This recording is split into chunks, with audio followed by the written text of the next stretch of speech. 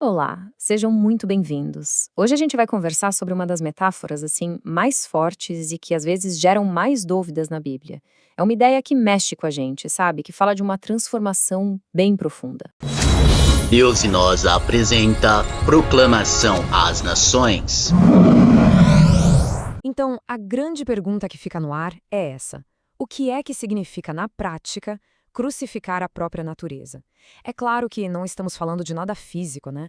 A gente está falando de uma luta interna, uma batalha que acontece dentro de todo mundo que está buscando evoluir, crescer. Bom, e para a gente entender isso, vamos direto na fonte. Essa frase, que é bem forte, vem de Gálatas. E olha que interessante, ela coloca uma condição para quem pertence a Cristo Jesus. É preciso tomar uma atitude decisiva contra o que o texto chama de carne, ou seja, aquelas nossas inclinações, nossas paixões e desejos mais terrenos. Certo. Então, o primeiro passo para desvendar essa metáfora é ir na raiz da palavra.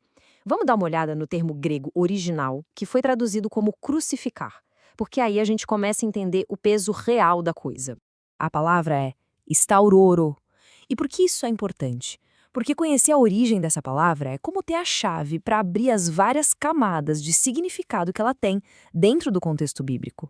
E é aqui que a coisa fica bem interessante. Olha só a evolução do significado. Começa com uma coisa super literal, física, fixar com estacas. Depois, essa ideia se expande, vira uma metáfora para destruir totalmente a força de alguma coisa.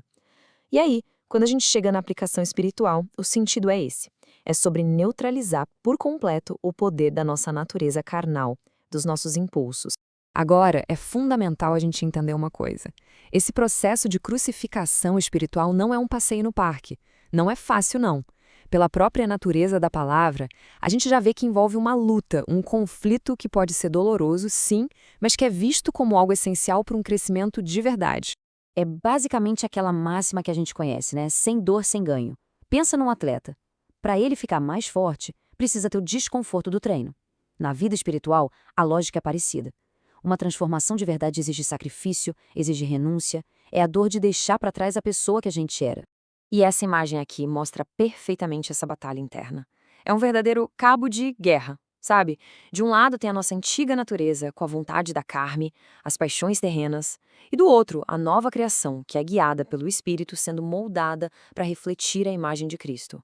É uma escolha constante entre esses dois lados. Ok, agora vamos aprofundar um pouco mais, porque o conceito fica ainda mais complexo. A ideia de crucificação não se aplica só ao indivíduo, à pessoa. Acredite se quiser, o mesmo princípio pode ser visto num nível coletivo, de uma comunidade. É como se uma cidade inteira pudesse, de certa forma, crucificar o seu próprio propósito. E para entender isso, a gente olha para esse versículo bem enigmático lá de Apocalipse. Ele usa a palavra crucificado de um jeito bem diferente do que a gente está acostumado. Ele diz que o Senhor foi crucificado num lugar que, espiritualmente, se chama Sodoma e Egito. Estranho, né? Ué, mas peraí. A gente sabe muito bem onde Jesus foi crucificado. Foi em Jerusalém. Então, por que o texto usa esses nomes, Sodoma e Egito? Qual é a mensagem por trás disso? E a explicação é que não se trata da cidade literal de Sodoma ou do país do Egito. A questão aqui é espiritual. O texto está usando esses nomes como um tipo de apelido, uma etiqueta espiritual para descrever a condição de Jerusalém naquela época. Uma cidade em rebelião, afastada de Deus. E olha só, essa forma de falar não surgiu do nada em Apocalipse. Se a gente voltar lá no Antigo Testamento, o profeta Isaías já fazia a mesma coisa. Ele se dirigia aos líderes de Jerusalém e chamava eles de governantes de Sodoma. Ou seja, já existia um histórico de usar essa linguagem simbólica para criticar a cidade. O profeta Jeremias também reforça isso. Então o ponto central aqui é o seguinte: o que Apocalipse faz é seguir um padrão profético que já existia. A grande lição é que não é só uma pessoa que pode se desviar. Uma comunidade inteira, uma nação, pode espiritualmente crucificar seu propósito, sua missão divina, por meio da desobediência.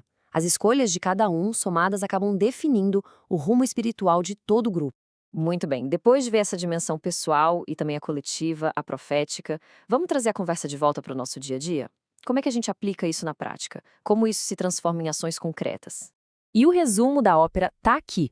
Crucificar a carne não é um evento único, um grande ato heróico e pronto, acabou. Não. é um processo contínuo, diário. São as pequenas escolhas que a gente faz o tempo todo. É sobre escolher ouvir e obedecer o Espírito, abandonar os padrões do mundo e buscar crescimento. É uma jornada que dura a vida inteira. E para fechar, fica essa reflexão no ar. Se o crescimento espiritual é de fato uma jornada feita de escolhas diárias, que escolha é essa hoje? Qual é a pequena decisão que pode ser tomada agora para continuar nesse caminho? A resposta, no fim das contas, está sempre nas nossas ações do dia a dia.